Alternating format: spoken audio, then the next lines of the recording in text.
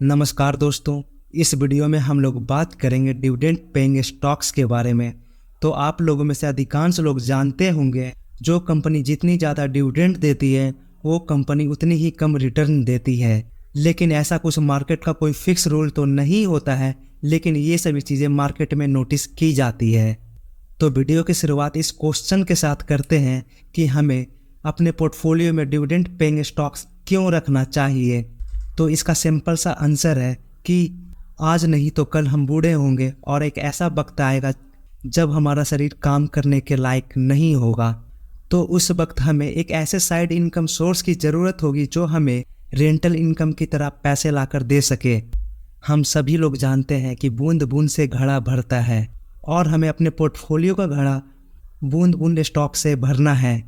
हम लोगों को इस चीज़ का आंसर मिल चुका है कि हम लोगों को क्यों डिविडेंड पेइंग स्टॉक्स अपने पोर्टफोलियो में रखना चाहिए। अब चलते हैं हम लोग दूसरे क्वेश्चन की तरफ। हमें किस टाइप की डिविडेंड पेइंग स्टॉक्स अपने पोर्टफोलियो में नहीं रखना चाहिए। इसमें सबसे पहला नाम आता है कोल इंडिया। अगर हम लोग कोल इंडिया के मैक्स का चार्ट देखें, अगर आप लोगों में से बिल्कुल स्टार्टिंग में ही इस कंपनी में 100 रुपये अगर इन्वेस्ट कर रखे होते तो इस पैसे की करंट वैल्यू 67 रुपीज़ हो जाती। तो जो कंपनी आपके इन्वेस्टेड मनी को ही सेफ नहीं रख सकती, उस कंपनी में आप लोग डिविडेंड लेकर क्या करोगे। अगर आप लोग इसी पैसे को बैंक में रखते हो तो आपका इन्वेस्टेड मनी कभी भी नहीं डूबता है। और दूसरी सबसे बड़ी बात, कंपनी का फ्यूचर।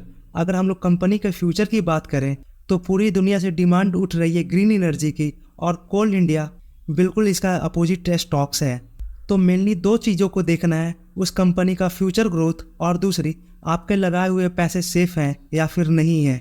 और वहीं पर कोल इंडिया का डिविडेंड यील्ड देखें तो इसकी डिविडेंड यील्ड लगभग 9% के आसपास देखने को मिलती है। तो जो भी कंपनीज का चार्ट डाउनवर्ड होता है तो उन सभी कंपनीज में डिविडेंड यील्ड कंटिन्यूस बेसिस से बढ़ता जाता है। और इसके पीछे कुछ फार्मूला है और मैं फार्मूला बताकर मैं वीडियो को कॉम्प्लेक्स नहीं करना चाहता हूँ। आप लोग सिंपल सा बस इतना याद रखो, जो भी कंपनी का प्राइस जितना नीचे जाएगा उस कंपनी का डिविडेंड यील्ड कंटिन्यूस बेसिस से उतना ही ज़्यादा बढ़ता जाएगा। प्राइस जितना ज़्यादा टूटेगा डिविडेंड यील्ड उतना ही ज़्यादा बढ़ता जाएगा। बस इतनी सी लाइन को याद रखिए। तो चलिए अब हम लोग कुछ अच्छी कंपनीज के पर भी नज़र डाल लेते हैं जो रिटर्न के साथ साथ डिविडेंड यील्ड भी अच्छी खासी देती है। और इस लिस्ट में सबसे पहला नाम आता है HCL टेक्नोलॉजी की।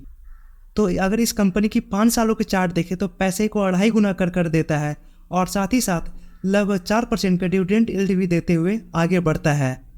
हमारी लिस्ट की दूसरी कंपनी इन्फोसिस। तो इन्फोसिस ने 5 सालों में पैसे को 2 गुना किया है, और वो भी तब जब कंपनी टॉप लेवल से लगभग 35% तक टूटी है। तो इस कंपनी का डिविडेंड यील्ड देखा जाए तो 2.62% देखने को मिलता है।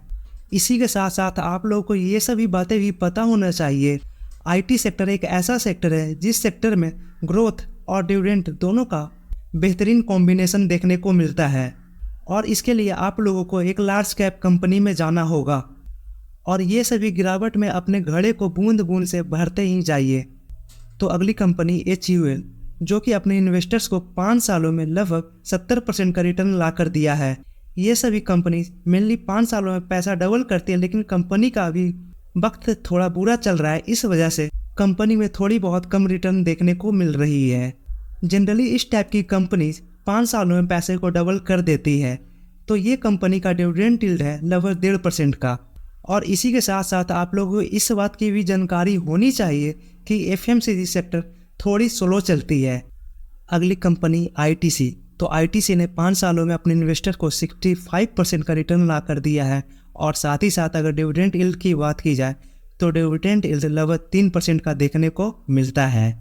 FMCG सेक्टर इसलिए स्लो चलती है क्योंकि FMCG सेक्टर के प्रोडक्ट हर एक गांव, हर एक मोहल्ले, हर एक कस्बे, हर एक शहर तक जा पहुंची है।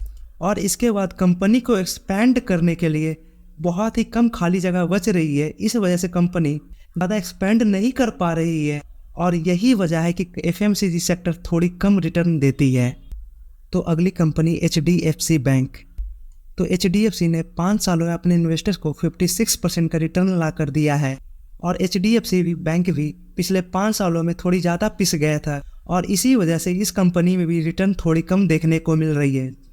वरना ये सभी कंपनी 5 सालों में लगभग पैसा डबल कर ही देती है। तो इस कंपनी का भी डिविडेंड लगभग 1% का देखने को मिलता है। तो अगली कंपनी पर जाने से पहले मैं आप लोगों को ये बताना चाहूँगा, अगर आप लोग यूट्यूब पर खोलो टॉप डिविडेंड पेइंग स्टॉक्स तो उसमें से मैक्सिमम कंपनी गवर्नमेंट कंपनी देखने को मिलेगी।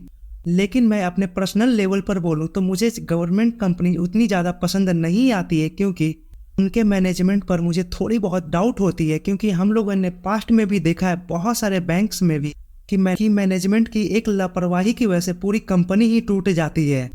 अगर आप लोग स्पैमर को भी देखो तो बैंक्स को बहुत ज़्यादा चूना लगाते रहते हैं और इस लिस्ट में सरकारी बैंक्स का सबसे ज़्यादा नाम आता है।